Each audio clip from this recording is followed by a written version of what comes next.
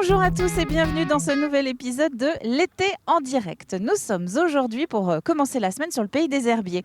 Et je suis en compagnie de Sophie Godard qui est la responsable de, vous reconnaissez peut-être la carte postale, du château d'Ardelais. Voilà, c'est ici que nous commençons cette découverte du pays des herbiers. Sophie, bonjour. Bonjour Caroline. Alors, vous êtes responsable de ce château. On est au milieu des maisons, hein. Le château d'Ardelais, il est vraiment au sein d'un tissu urbanisé aujourd'hui. Effectivement, le château, il se retrouve directement dans le bourg d'Ardelais. Et c'est d'ailleurs, je pense, la pièce qui est venue en premier dans ce bourg. Tout a évolué après, tout s'est construit, les maisons sont construites autour. Tout à fait. Il date de quand ce château ? Alors, ça dépend de quand on part. Si on part vraiment de l'origine, eh bien, on trouve son origine au Xe siècle. Alors, pas dans son état actuel, parce que au Xe siècle, il n'y avait pas du tout de pierre, mais on était sur plutôt une motte castrale, avec une tour de guet en bois, Ouais, puisque ça, là, on est dans une époque où il faut encore se protéger des invasions.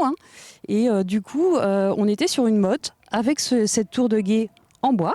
Et c'est au XVe siècle seulement qu'on voit apparaître ce donjon en pierre. Alors, je n'ai pas fait attention en arrivant, mais est-ce que ça veut dire qu'ici, sur le bourg d'Ardelais, on est un peu sur une butte, parce qu'on se dit naïvement qu'on construisait les châteaux un peu en hauteur à ce moment-là ? Alors non, on était plutôt quand même sur un terrain plat, ce qui est aussi une particularité.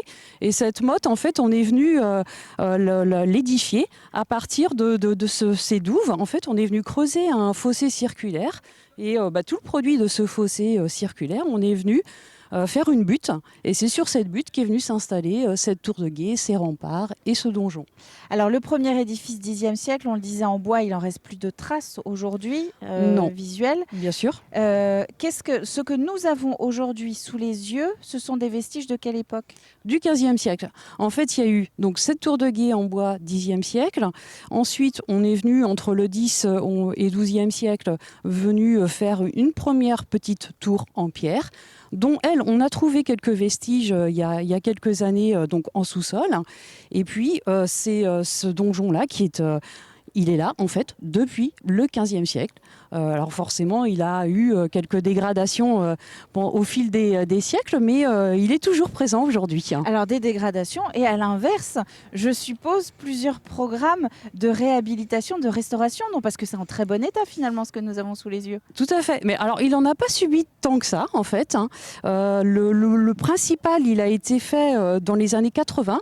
En 1980, lorsque le château d'Ardelais a été racheté par la ville des Herbiers, où là s'est posé la question de savoir, parce qu'à l'époque il était vraiment en ruine, et s'est posé la question, qu'est-ce qu'on en fait ?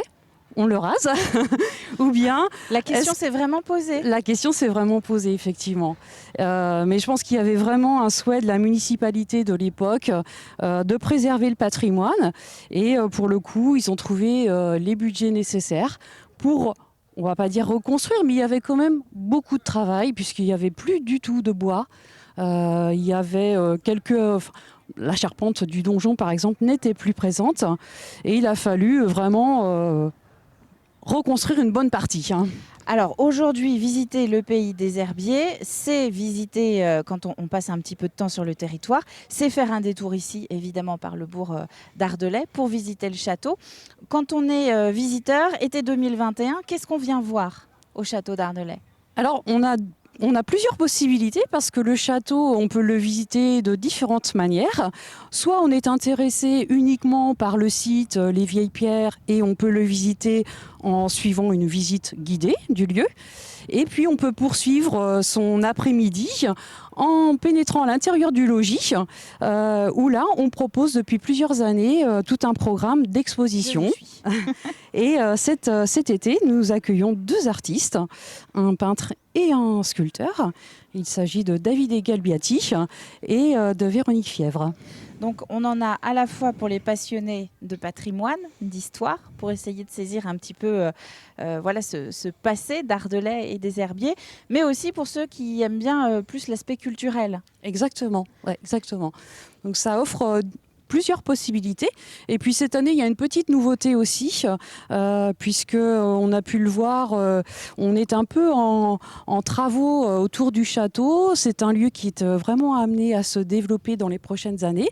Donc progressivement, on essaie d'enrichir le programme. Donc cette année, on a aussi proposé quelques concerts, quelques ateliers de calligraphie, par exemple, ateliers sculpture.